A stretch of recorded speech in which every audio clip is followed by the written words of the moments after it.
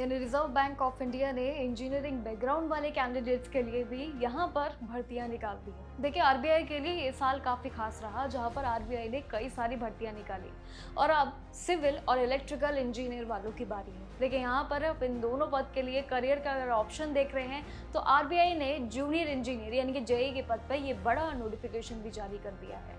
इस जॉब की सबसे बड़ी खासियत भी इस आपको वीडियो में आगे धीरे धीरे बताऊंगी, लेकिन सैलरी और अलाउंसेस मिलाकर ये आपकी मंथली इनकम लगभग 91,309 तक जाने वाली है। यानी कि ये सबसे बड़ा एक बोनस पॉइंट है आपके लिए आरबीआई की तरफ से।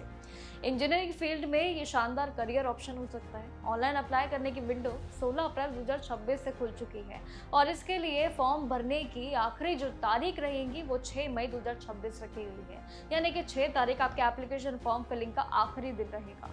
क्वालिफिकेशन के लिए देखें तो डिप्लोमा अगर आपने किया है, आपके पास कम से कम 3 साल का डिप्लोमा और 2 साल का वर्क एक्सपीरियंस होना चाहिए। एक्सपीरियंस जुड़ेगा ही, अगर आरबीआई या कहीं कोई भी बैंक भरती है तो एक्सपीरियंस काफ़ी मायने में रहता है।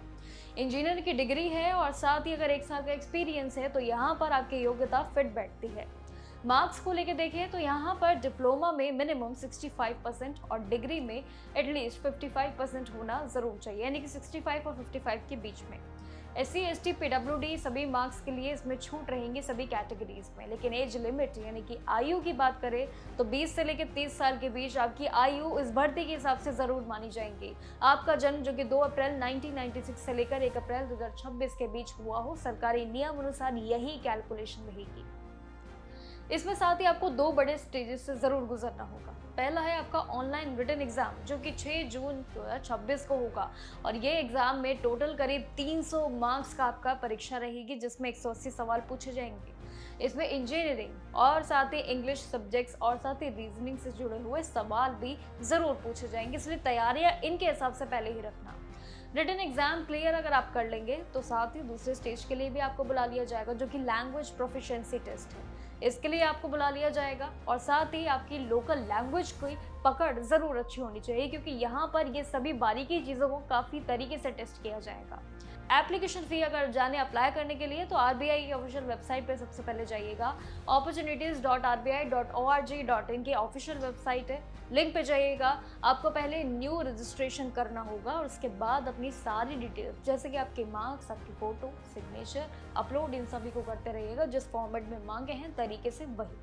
इसके बाद फीस सबमिट की बात करूं तो जनरल, ओबीसी और ईडब्ल्यूएस कैटेगरी इन तीनों के खाते में 450 रुपये की एप्लीकेशन फ़ी रहेगी, लेकिन SC ST PWD उम्मीदवार हैं जिनके लिए मात्र 50 रुपये में वो इस फॉर्म को फिल कर सकते हैं। देखिए, बिना पेमेंट इनकम्प्लीट मानी जाएगी, इसलिए 6 मई तक इस पूरे प्रोसेस को कंप्लीट कर लेना। तैयारियां अभी से शुरू हो चुकी है, समय अभी भी आपके पास काफ़ी है, लेकिन इस वर्दी के लिए अगर आप योग्यता पूर्वक है और साथ ही अपनी जानकारी और साथ ही आरबीआई के साथ जुड़ने का मौका चाहते हैं तो ये एक बार और अवसर आपके लिए साल में आरबीआई की तरफ से है, जहां पर आपके लिए सैलरी पैकेज भी बहुत ही ज़्यादा मायने में अट्रैक्टिव है।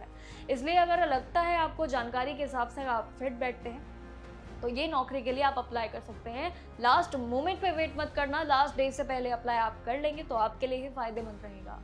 बाकी जानकारियों के लिए जुड़े रहिएगा सरकारी भर्तियों के लिए मेरे साथ और देखते रहिएगा जागरूक जोश।